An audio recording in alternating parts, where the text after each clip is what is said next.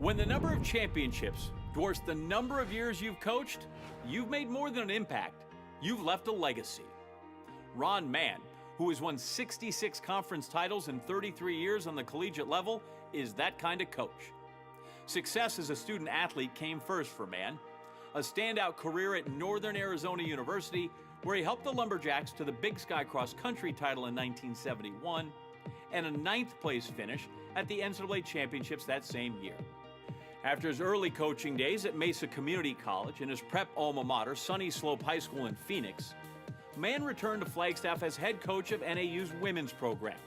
He took over the reins of the men's team as well in 1982, and what transpired over the next 22 years was legendary. Over that time, Mann's teams dominated the Big Sky Conference, racking up 58 league team titles, 14 of them in men's cross country. On the NCAA level, the Lumberjacks finished in the top 10 16 times, hauling in 107 All-American honors and winning 4 individual national titles. Mann retired from NAU in 2004 to focus on coaching the 2005 U.S. Men's World Championship team, but found his way back into the college ranks soon after, becoming director of the Louisville program. Over the next 9 years, the Cardinals thrived with Mann at the helm.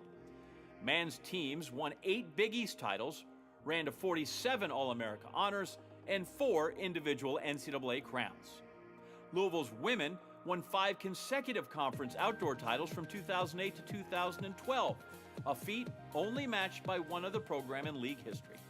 Mann also spent the latter part of his collegiate career in administrative roles within the Coaches Association, serving as an officer for the D1 track and field coaches for 7 years and was president of the body from 2011 to 2013.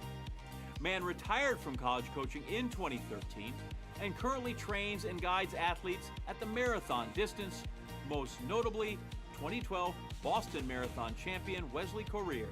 He is Ron Mann, 2018 Coaches Hall of Fame.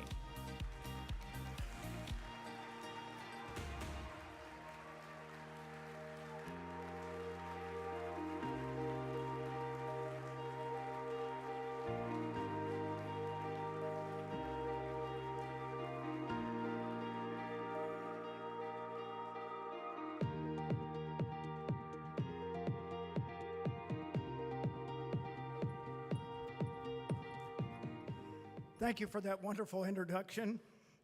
First of all, I don't believe I would be here tonight if it weren't for the grace of my Lord and Savior Jesus Christ. I want to thank Sam Seams, USTFCCCA, and the selection committee for this wonderful award.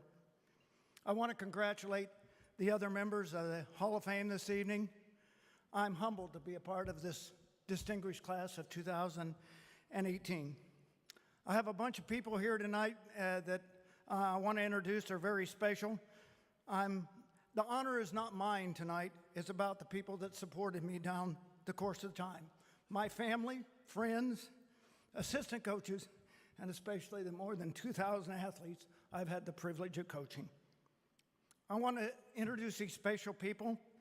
My wife, Charlene, my son, Stephen, and his wife, Alexa, my son Ryan and his wife Mandy, my youngest son Brandon, my grandson Mitchell, his wife Lila, my grandson Preston, my granddaughters Tegan and Emmy, my high school coach and mentor Dave Dorr and his wife are here with us tonight, Marge. One of my early graduate assistants is here, Jason Miller. Dale Kelper and Christine Herring are here from University of Louisville Athletics. Mike Smith, Mike Marlowe, and Dr. Rita Chang are here from Northern Arizona University. My longtime friends, Ralph and Cindy Lindeman and Greg Hall. And my Louisville friends, Tony and Val Manley, as well as Mike and Susan Toadvine. As you can tell, it takes a village to keep me in line. As I reflected about tonight, I realized it wasn't about the records. It was all about relationships. And those that profoundly affected my thinking and my career. I want to briefly go through a couple of them or 3.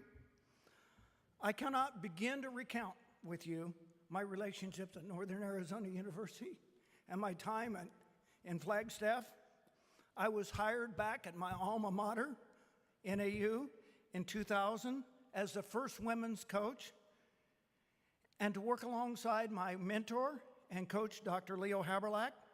In 1982, we were able to combine the men's and women's program, and under that combination, it was one of the first to do so in the United States. At that time, after that, I was able to see the program at Northern Arizona and athletes flourish and grow. Then I was able to pass the relay baton on to J.W. Hardy, Eric Hines, and now Mike Smith. Being able to watch that program flourish and grow and the intimate relationships gives me great joy to this very day. My first hire at Northern Arizona University went like this.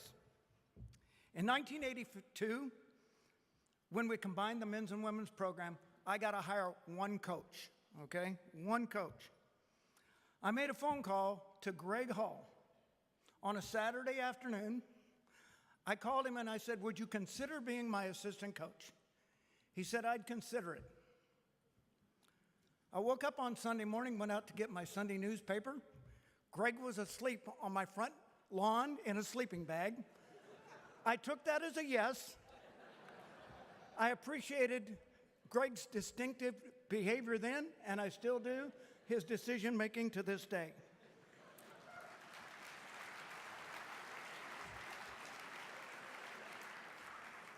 In 2006, Wesley Career, that you saw on the screen, went home for Christmas, back to Kenya. At the time, there was a political coup going on in Kenya. His village was ransacked, and Wesley was nearly killed in the fighting. With the help of the coaching staff at University of Louisville and the administration, we were able to get Wesley out safely.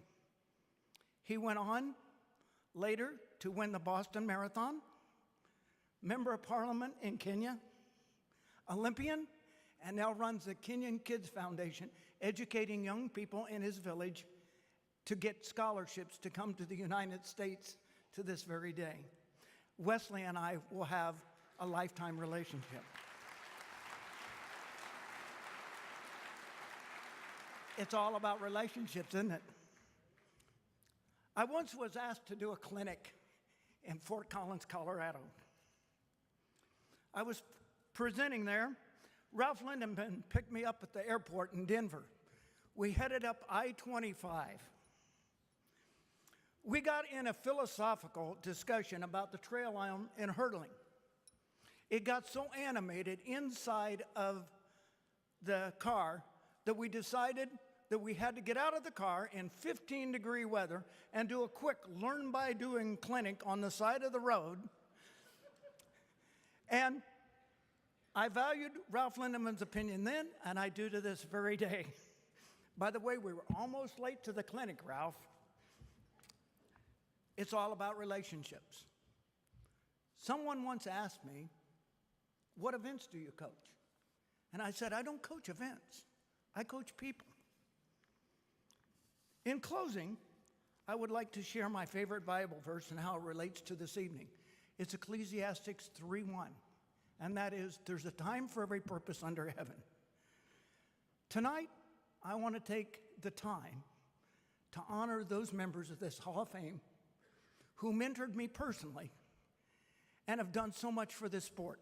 The ones who mentored me personally, and I will mention them briefly, Fred Wilt, Sam Bell, Tom Telez, Joe Vigil, my roommate in Beijing, Ed Jacoby, and so many others from this great organization that took the time to spend with me and personally mentor me. Also, take the time for the present. Enjoy the perfect present of now and the people that make the journey with you. I value the coaching friendships I had and have.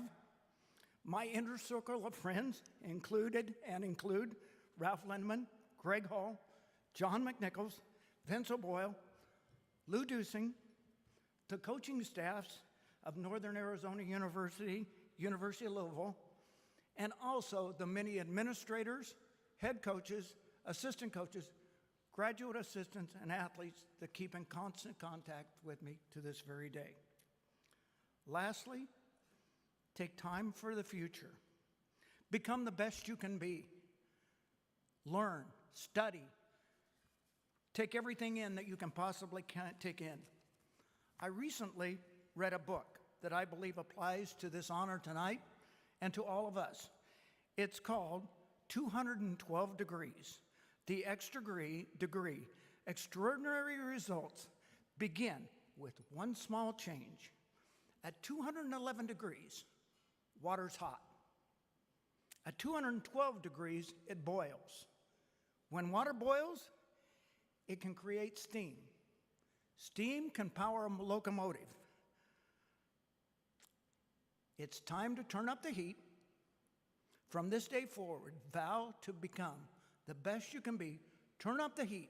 Be a little bit better than you thought you could be. Our sport and the work that's being done at this convention and what's being done behind the scenes every day is remarkable. We have a wonderful purpose. We are mentors, coaching friends, and leaders to future generations. I will end my remarks this evening with 3 professions get to keep their titles for their entire lifetime. They are Reverend, Doctor, and Coach. I'm proud to be a part of this great profession. May God bless you, and thank you for this honor.